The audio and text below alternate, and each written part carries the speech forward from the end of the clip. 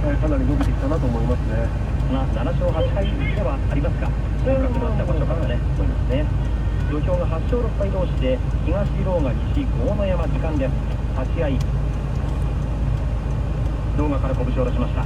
四つ相撲の狼雅、あと少し呼吸が乱れました。合わせられるでしょうか。もう一度狼雅、腰を下ろした。立ちました。頭と頭で当たり合った。少し引いた豪ノ山、狼雅が攻め込んでいきます。右を差し込んだ左の前回しを引きました。狼雅が煽っていきます。寄って寄り倒し、最後は浴びせました。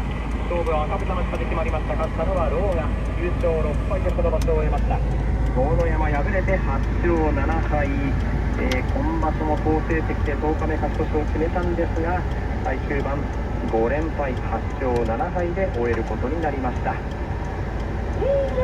先場所も9勝1敗から4連敗があったんですが、同じように連敗しているようではダメですと終盤も語っていた豪ノ山ですが、今日も勝つことはできませんでした。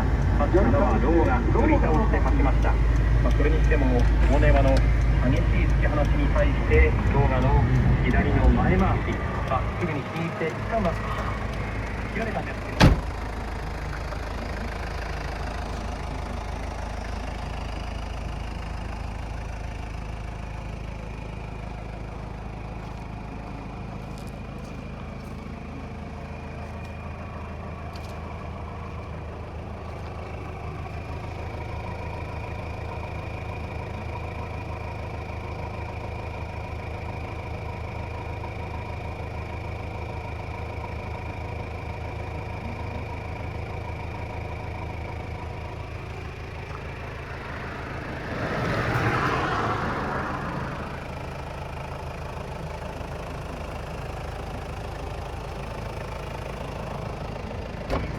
十両に下がってやむを得ない選手が4人いるということで、一つ